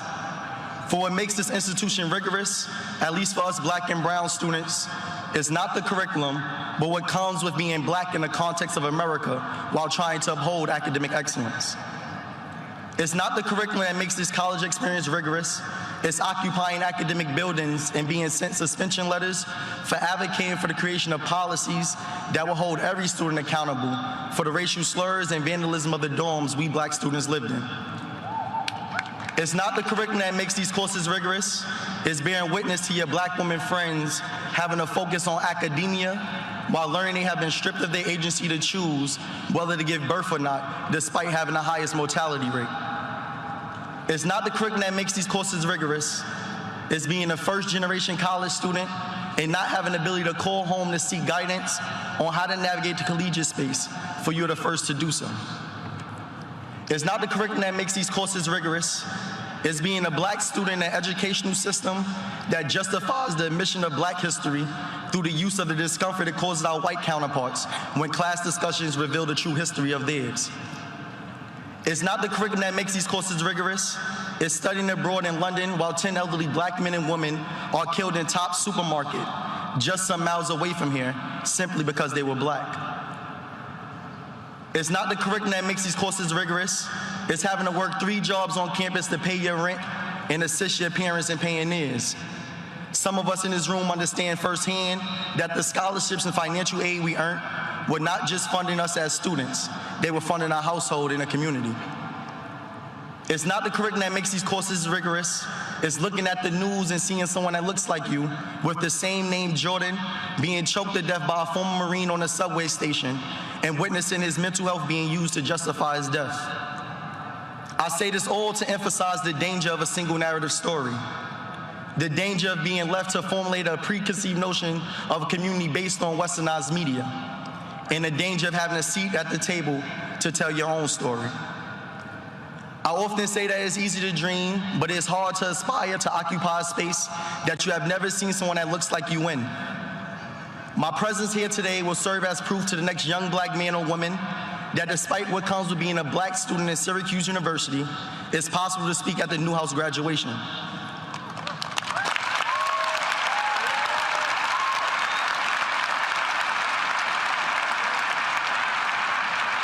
There was a time when I did not know what a student marshal was until last year when I met a Black woman named Adudu, a student marshal at the College of Engineering and Computer Science. There was a time when I did not believe I was going to be the President of the United States, which is what I will one day become, until I seen Barack Obama become the president.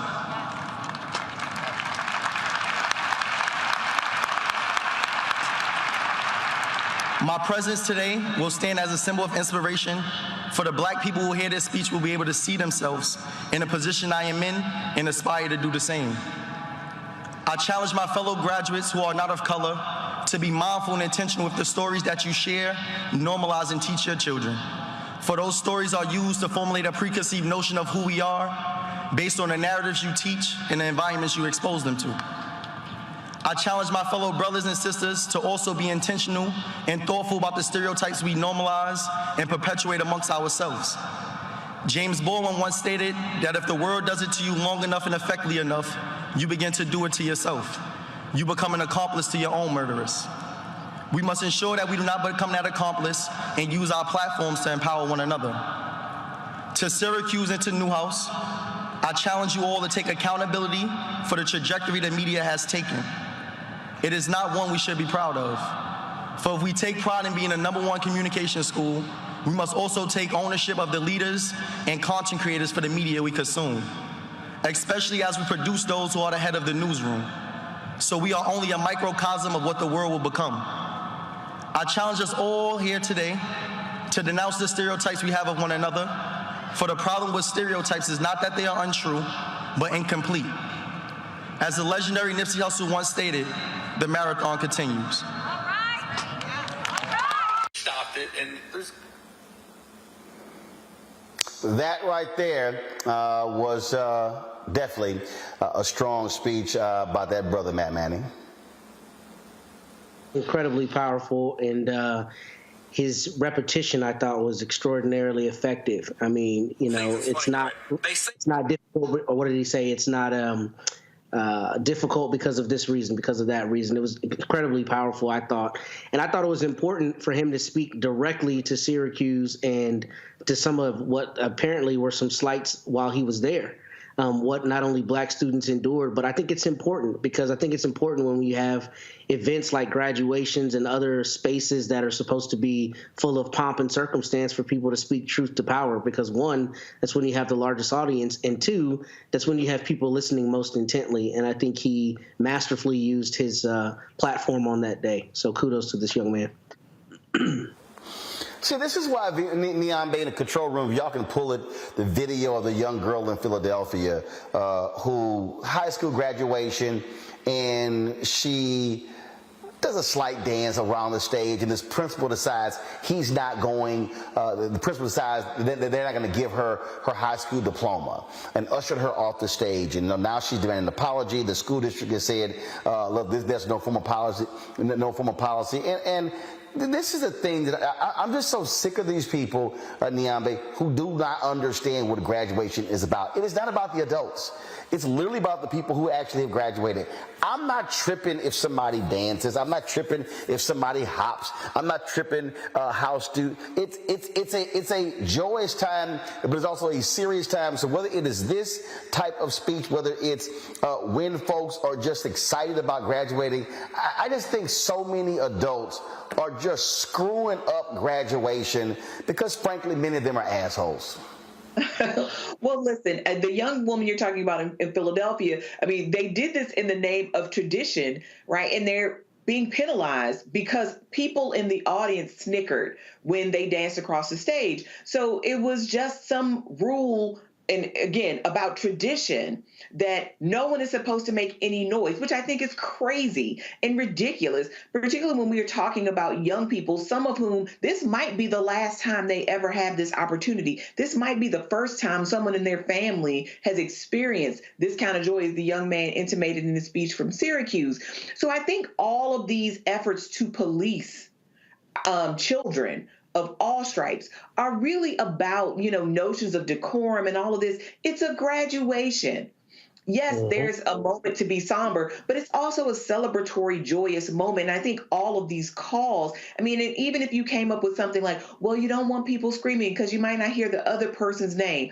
Yeah, we get that. But these moments weren't that. And yet you still find people who will say that it was right to humiliate this young woman, or that this young man, he said the right thing at the wrong time. And when is the right time to celebrate what you've accomplished? When is the right time to call out these institutions that are graduating our children and sometimes holding those same children in contempt? I think these are the things that people don't really want to talk about, so they deflect and talk about decorum and talk about tradition and talk about all these other things instead of what the core of it, what the substance of what that young man was saying. And really, this young woman did something that was totally inoffensive, but it was a violation of tradition. And Jesse, and look, and I think that, you know, a lot of people will remember those words, and the reality is what you now see, how that video has now gone all across social media. It will touch some young person, some young brother who does not believe that they actually can do what that brother has done. Well, not just touching young people. I feel touched. I'm hoping that he has a law school application somewhere in the stack, because to have the courage and the poise to be able to deliver such a poignant message at a time when all eyes are on you, I think that that's a skill that he can really use to move forward in anything that he chooses to do. And I think it's far time that we allow the fullness of Black expression. I am a double HBCU graduate. I went to FAMU and North Carolina Central University School of Law. And we understand that at graduation, people are overcoming so many different obstacles that the rest of the world tends to want to ignore. And as a result, the graduations are very, very festive, and people will exercise the fullness of their celebration because we understand what each other has been through. And we also understand what has been done for us to get us here.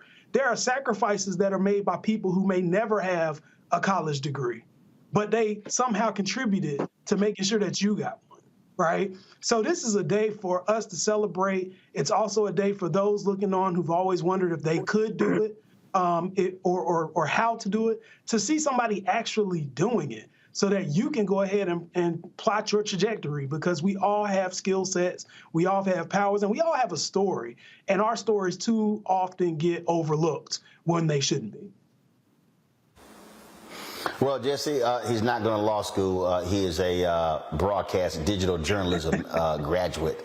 And so we clearly know what area he's going into. So shout out to my alpha brother. Fantastic speech, Mr. Pierre.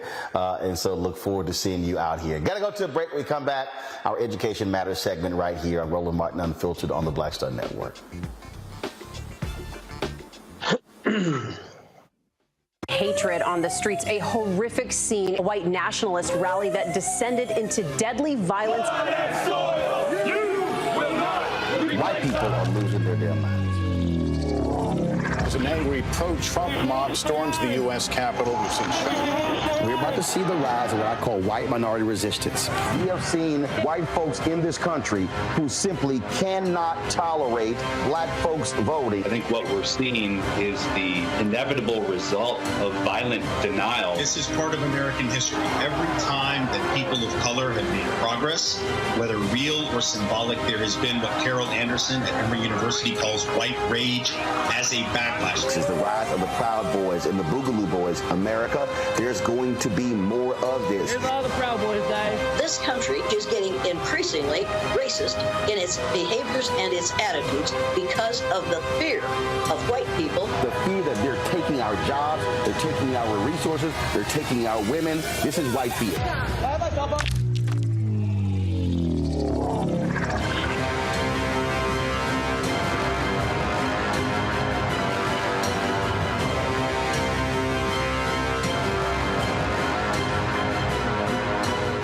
Black Star Network is here. Oh, no punch! I'm real revolutionary right now. Thank you for being the voice of Black America. All momentum we have now, we have to keep this going. The video looks phenomenal. See, there's a difference between Black Star Network and Black-owned media and something like CNN. You can't be Black-owned media and be scared. It's time to be smart. Bring your eyeballs home. You dig?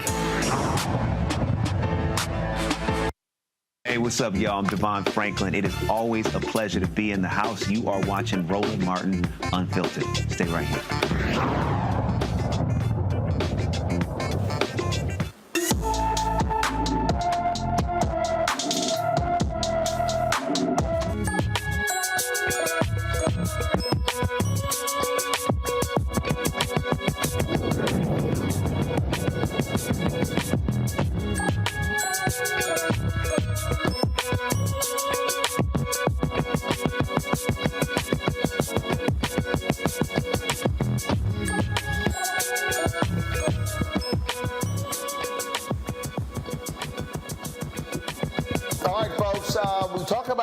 education, we talk about the need to have more African Americans. You often hear people talk about STEM. What part of STEM in science is biology. So there is a new, not new, but there is an initiative that actually does that, trying its best to see more, to increase the opportunities for people of color, for young girls and others in this particular area. We're going to talk about that on today's show. And the thing, and here's a piece, and first of all, let me explain to people. But one of the reasons why we even created this segment is because people always talk about education. And I think what happens is we talk about education in a process way. We talk about education in terms of battles for funding, things along those lines. But what we don't do is we don't highlight the sort of organizations, the sort of entities that are doing their work to increase more black male teachers, the folks we've had on the show to increase folks when it comes to the arts, again, when it comes to STEM, when it comes to science, when it comes to technology. And so that's one of the reasons why we have Education Matters, so you can actually get a better understanding of the folks. So this is called EmpowHER. It's called EmpowHER Institute, and specifically focusing on marine biology. Now, African Americans, 3% of marine biologists in the country, so there is an opportunity for there to be growth. And so there's an LA nonprofit that works with 12 to 17-year-old girls in this area. Dawn Brown, she's a president and CEO of EmpowHER Institute. She joins me now from LA. So Dawn, first of all, we talk about this camp. We talk about this camp. How long have you been doing it? Yeah, so we've been doing our social justice STEAM camp for 3 years now. Our organization has been around for 20 years, and this particular camp we've been doing for 3. And so why specifically this? Was there something that particularly happened? Yeah, so one of our initiatives is our social justice STEAM initiative in general. And when we really started, and we've been doing that for 20 years, but when you look at STEAM and you look at what are the areas that are oversaturated versus underrepresented, biology and science specifically is one that is underrepresented for BIPOC girls, specifically Black and Latina. We are an organization that only serves BIPOC girls. And so you just mentioned 3% of young people, of African Americans who go into marine biology or sciences, specifically any kind of marine science or ocean science. When you look at girls, specifically within that of African Americans, we're talking about less than 1.5%. So our girls, when we were doing our social justice, so when we were doing and our organization is all about breaking generational cycles of poverty and giving them the access and the resources and the skills in order to do so and become college and career ready. So when we decided to do our social justice STEAM camp, we went to our girls because we are a youth-led organization, and we asked them, what do you want? What is important to you? What social justice issues are important to you? And when they started thinking about a summer camp, the thing that came to them was, we want to learn about environmental justice. And so we decided, well, then let's do that. So we called upon a marine biologist, Black woman marine biologist here in LA. We partnered with her, and together, my organization and she created curriculum to do this camp. So that's how it came about. And what the camp really is we take 30 girls. Now, we serve 1,000 girls a year, and we take 30 of our middle school girls. So these are girls between the ages of 12 and 15, and we put them into a camp for the summer. And they apply to get in, and we take about 100 applications, and we break it down.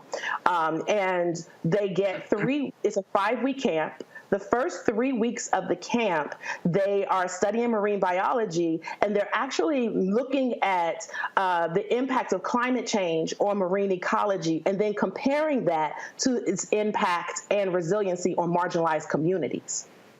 And so that's what they do in the camp. So they're snorkeling, they're kayaking, they're tide pooling, they're testing air quality, and they're looking at, my girls are coming from Compton, they're coming from Inglewood, and so and Watts. And so they're measuring the air quality in their community, and then they're going to, Catalina Island and Malibu and testing the air quality and trying to figure out why is there a difference, right? And what needs to change. And so that's the first 3 weeks of the camp, and they actually create their own projects. They learn coding, computer coding, and they create their own projects that are all about amplifying issues as well as trying to solve issues using STEAM in order to solve issues within the marine biology world. And then the last 2 weeks of that camp, we take our most mature girls, and they actually get to study on a science research boat. And they learn how to scuba dive, and they end up getting their scuba diving certifications. So this camp is the first and only of its kind in the country. We're taking Black and Latina girls, and the majority of the girls in our program are Black for this camp. And we're talking about 12 and 13-year-olds who are certified in scuba diving by the time they finish. Questions? Jesse, you're first.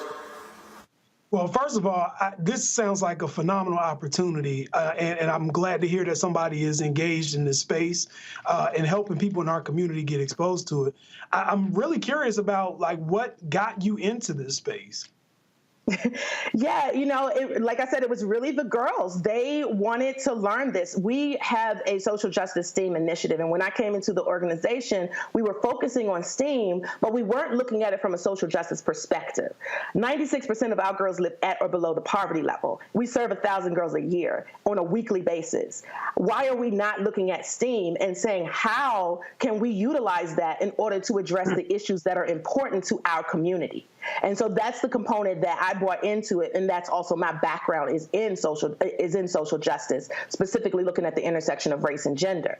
And so that's how we sort of brought about this program in general and this camp. And then really the girls themselves, like I said, they were the ones who said, we want to learn about environmental justice. And the way my crazy brain works is my brain said, well, why not do marine biology? Because there's less than 1.5% that are Black girls, and it's a lucrative career. We want to break generational cycles of poverty. We can't do that unless we are helping them get careers and jobs in which they can do. And what's wonderful is that we do partner with USC.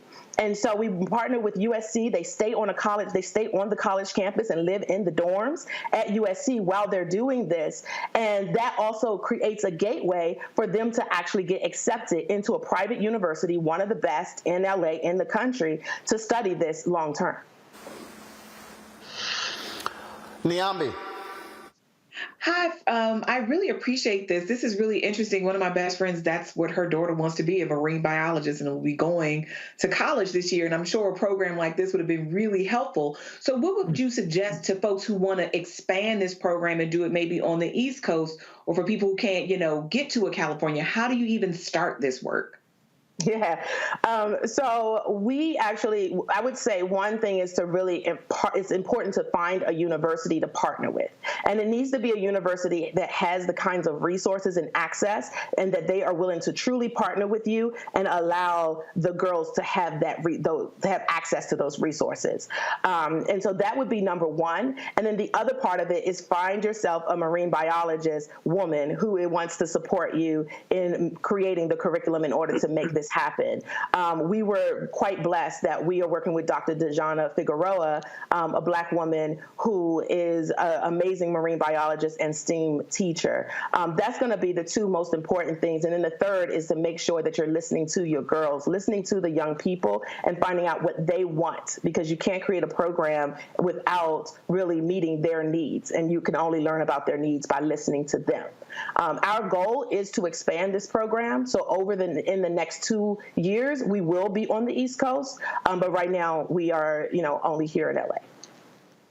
Thank you. Matt? Well, first, as a shameless plug, I'll say I teach at Texas A&M Corpus Christi, which has a renowned marine biology program. So hopefully expand down here at some point. But to that end, my question was going to be, for further iterations of the camp, do you have other ideas or other areas of STEAM that you intend to not only expose the girls to, but maybe do similar partnerships in other areas like engineering or other aspects of STEAM? What are your plans in that respect? Yeah, actually, we have some girls right now studying aeronautical engineering in college. I love that. Girls from Compton. I love it so much. But social justice STEAM is important to us in general. And so we do several different programs. The summer camp right now is the marine biology camp because it is, so unique and no one else was doing it.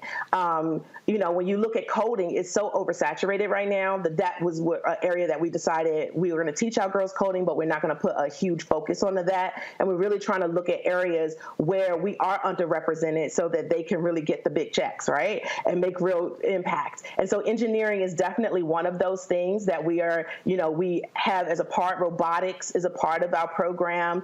And so all of those things do come into it. And the girls decide the social justice issues they want to deal with. So they've talked about school shootings. They've talked about gun control. They've talked about race and they've talked about abuse. And then we create programs around what is important to them. So yeah, we're introducing various types of STEAM into our work and doing that, throughout the year with the girls. And really it's about finding the right university. So if Texas A&M wants to partner, we can have that conversation, and that makes it easier for us to make that expansion and make it happen to bring that program for your young people in the summer. All right, Dawn, where can people go to get more information? So you can go to our website, which is empowher.org, EmpowHER.org, and you can learn all about our organization as well as this particular camp. All right. Dawn, we appreciate it. Thank you so very much. Thank you. Have a good one. Thank you very much. Let me also thank Jesse, Nyambi, and Matt for being on our panel today as well. I appreciate it. Thank you so very much. Folks, tomorrow in Houston at the Power Center, 12 to 4, we are going to have our Juneteenth 2023, the Future of Black Economic Freedom panel taking place. We've got some fantastic panelists who are going to be there. Houston Mayor Sylvester Turner will be there.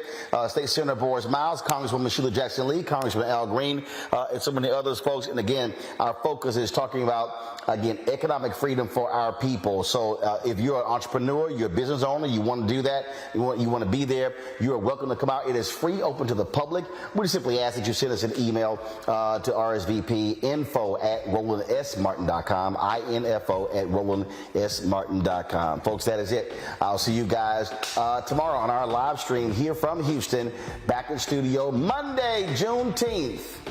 Be sure to have a great weekend. Holla!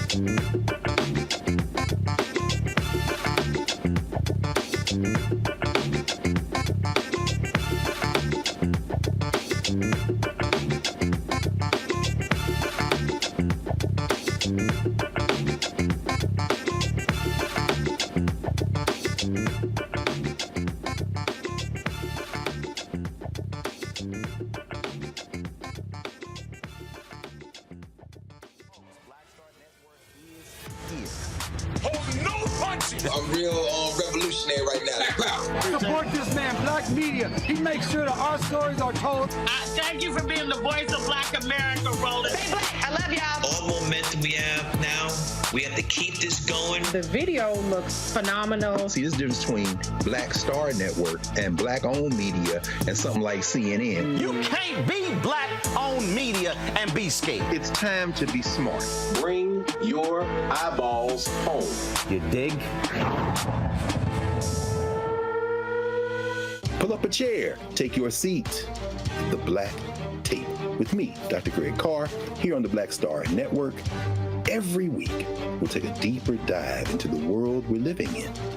Join the conversation only on the Black Star Network. Hi, I'm Dr. Jackie Hood Martin, and I have a question for you. Ever feel as if your life is teetering and the weight and pressure of the world is consistently on your shoulders? Well, let me tell you, living a balanced life isn't easy. Join me each Tuesday on Black Star Network for A Balanced Life with Dr. Jackie. We're all impacted by the culture, whether we know it or not. From politics to music and entertainment, it's a huge part of our lives, and we're going to talk about it every day right here on The Culture with me, Faraji Muhammad, only on the Black Star Network. I'm Deborah Owens, America's Wealth Coach, and my new show, Get Wealthy, focuses on the things that your financial advisor and bank isn't telling you, but you absolutely need to know. So watch Get Wealthy on the Black Star Network.